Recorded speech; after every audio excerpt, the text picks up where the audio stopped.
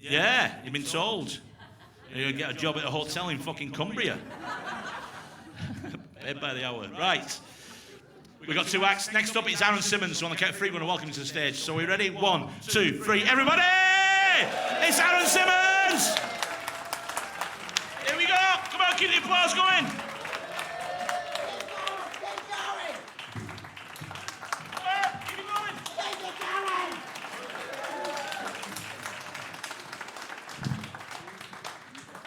I always like to start my show with a bit of parkour. Good. Don't want to panic anybody in the room, but 2 weeks ago, I was absolutely fine.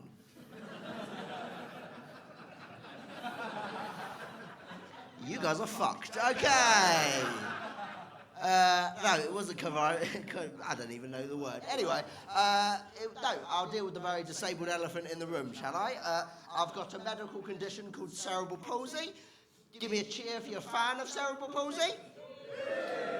Doesn't usually get a cheer, guys. I like this group over here. They did. You didn't cheer, mate. What's the deal? You more of a muscular dystrophy fan? Fair enough.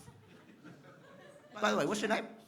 Barry. And can I ask you a very easy question, Barry? What's your favourite disability?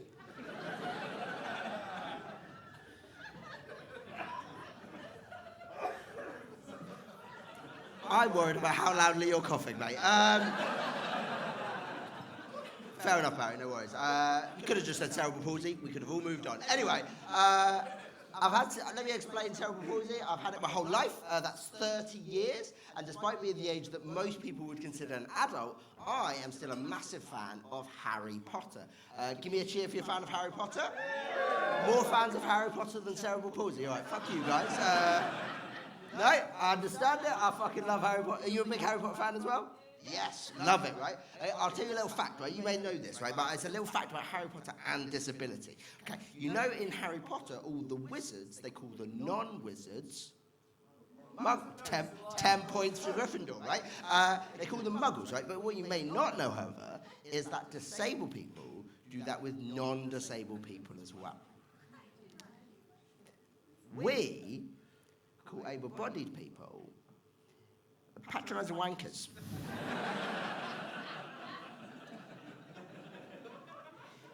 Every time I get on a train, someone offers me a seat.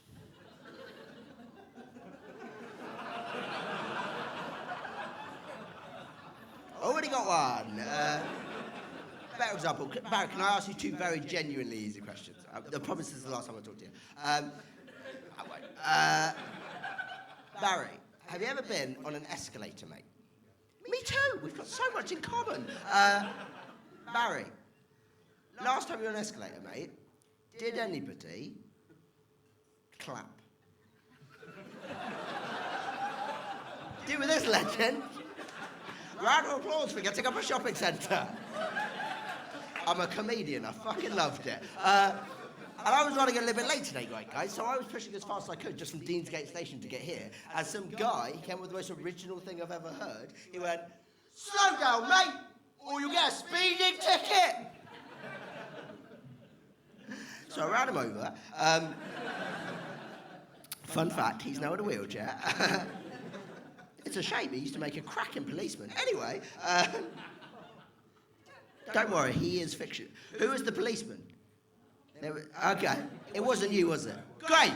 He was fictional, it happened 3 years ago. Anyway, so, behind the curtain. Anyway, the time I felt most patronised, however, is when I went to the cinema with my girlfriend. I know, Barry, I've got a girlfriend. She couldn't believe it worked either.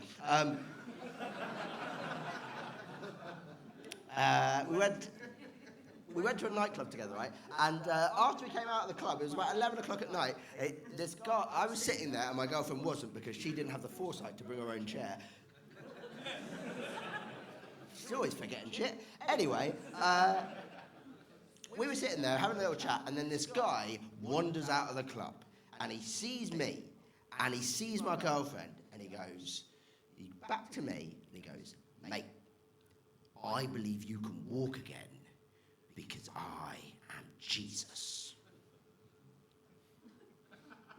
that is a bold thing to say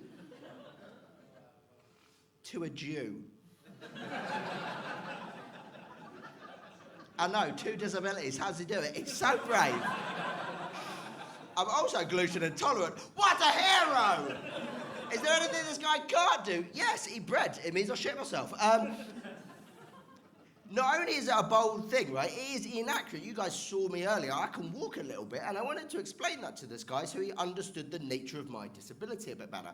But before I could do that, however, my girlfriend turned to him and went, "Oh, if you could heal him, that would make my life easier. Because I wouldn't have to go on top every night." Guys, that is just a joke. It's not every night. I'm perfectly capable. I'm just lazy. Anyway. She then took it one stage further. She then tried to convince this guy to try and heal me. Yeah. She did that by suggesting to this stranger that he should put his hand...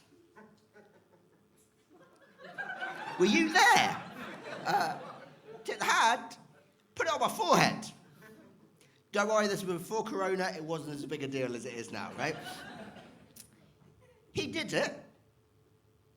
That's in the textbook. That is Healing 101.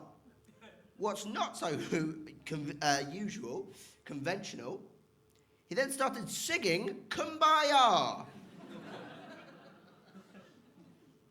It's the angriest I've ever been, right? But I didn't shout at him. I didn't scream at him. All I did was I waited, right? And he started singing. He started singing nice and gently to begin with. He's like, Kumbaya, my lord, Kumbaya.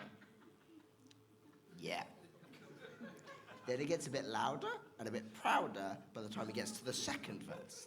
And he's like, someone's praying, my lord, Kumbaya. And by the third verse, he got so into the music that was in his fucking head that he shut his eyes. And so what I did was, by using the static electricity from my wheelchair, I gave that fucker an electric shock. Now,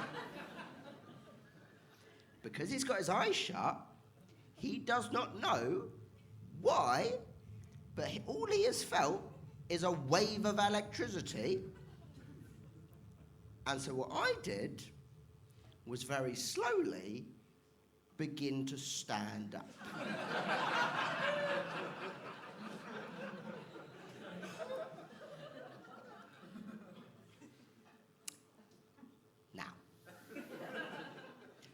This is a couple of months ago. I can't remember exactly what I said, but I think it was along the lines of, it's a fucking miracle! And then walked away from my wheelchair going, well, I don't need that shit anymore, do I? Here's the thing. I only know one thing that is universally true amongst the able-bodied community. It's very simple. It's this. If an able-bodied person sees a wheelchair that's unattended, one thing goes through your minds. I want to sit in that wheelchair. It looks so comfortable. I wonder if I can do a wheelie. Probably not. Jesus, no different, by the way, guys. He sees the empty wheelchair and he goes straight for it. Now, there are several problems with this. The biggest is that my wheelchair is very light. It weighs about 8 kilograms. I can pop a wheelie. I've been in a wheelchair since I was 15, mate. Fuck off, you patronising wanker. Right. Look, I'm so good at doing a wheelie, I could do it with no hands. Now, can I carry on with my funny story? Great. You've got a man bun. Why are you drawing attention to yourself in the front row of a comedy club?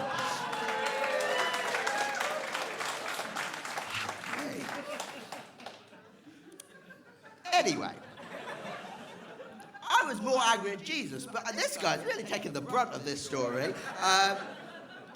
So,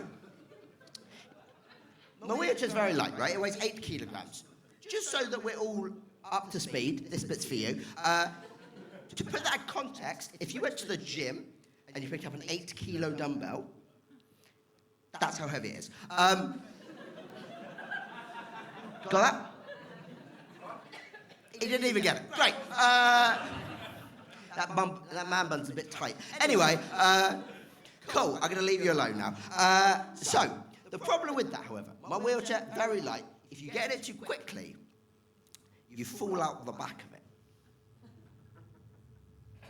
That is precisely what happened and is one of my favourite things of all time. A man claiming to be Jesus is stuck on his back like a tortoise in my wheelchair, right? I have never found anything funny. But as me and my girlfriend are absolutely pissing ourselves, my Uber turns up. And I realise that I've got to chuck this guy out of my chair and get into the cab. That is fine for you guys to know. You guys know the whole story.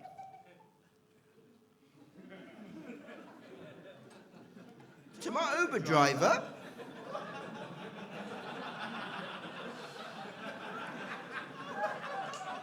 yeah, it looks like I've just mugged a disabled guy.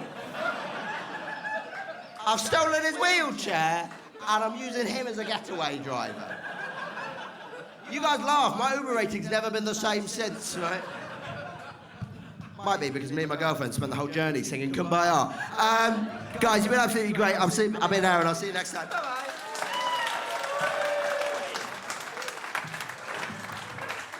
And Simmonds, yeah!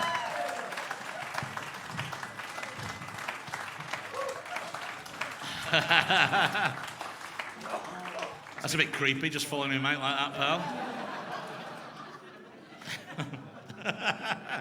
Aaron was doing what we call a guest spot here, which means it doesn't. When you start out doing stand-up, bad choice of words, I've realised.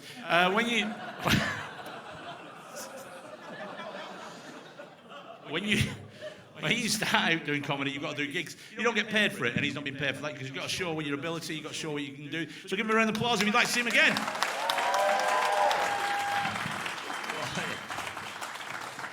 Right, we've got one more act.